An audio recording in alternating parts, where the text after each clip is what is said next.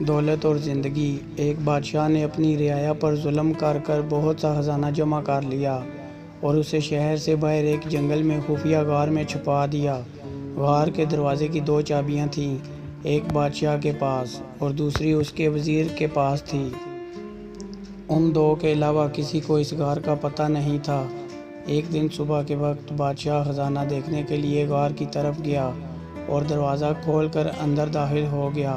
خزانہ کمروں میں چاول اور گندم کے انبار کی طرح بکھرا ہوا تھا۔ ہیرے اور جواہرات الماری میں سجے ہوئے تھے۔ بادشاہ اس خزانے کو دیکھ کر بہت خوش ہوا، لیکن اندر آتے وقت بادشاہ غار کا دروازہ ہی بند کرنا بھول گیا تھا۔ اسی وقت وزیر کا اس غار کی طرف سے گزر ہوا۔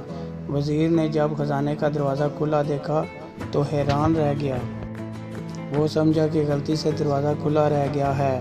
اسی خیال کے تحت اس نے دروازہ باہر سے بند کر دیا اور محل پہنچ کر یہ بات بھول گیا۔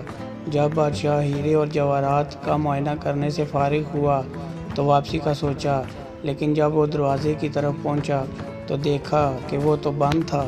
بادشاہ نے دروازے کو خوب زور زور سے پیٹنا شروع کر دیا اور ساتھ ساتھ چلاتا بھی رہا، لیکن اس ویران جنگل میں اس کی آواز سننے والا کوئی نہ تھا۔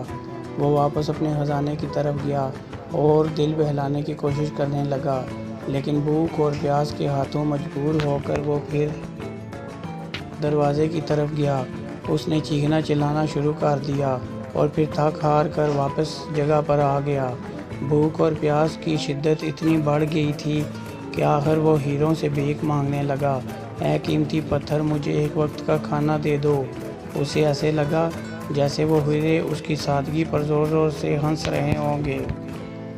اس نے ایک ہیرا اٹھایا اور زور سے دیوار پر مارا، پھر موتیوں سے اپنی فریاد کرنے لگا، اے قیمتی موتیوں، مجھے ایک گلاس پانی دے دو۔ اسے ایسے لگا کہ موتی اور جواہرات اس پر ہنس رہے ہوں گے۔ بادشاہ کو بہت غصہ آیا، لیکن بھوک غصے پر غالب آ گئی۔ آخر بھوک کی شدت اتنی بڑھ گئی کہ وہ نڈھال ہونے لگا۔ اس نے دنیا کو پیغام دینے کے لیے زمین پر کچھ لکھا۔ اس کے بعد بادشاہ کا انتقال ہو گیا۔ وزیر بادشاہ کو تلاش کرتا ہوا اس غار کی طرف سے گزر ہوا تو اس نے سوچا کہ بادشاہ کو خزانے کا کچھ اتا پتہ کریں۔ جب وہ غار کے اندر داخل ہوا تو دیکھا بادشاہ مرا پڑا ہے اور زمین پر لکھا ہے، دولت کسی کو زندگی نہیں دے سکتی۔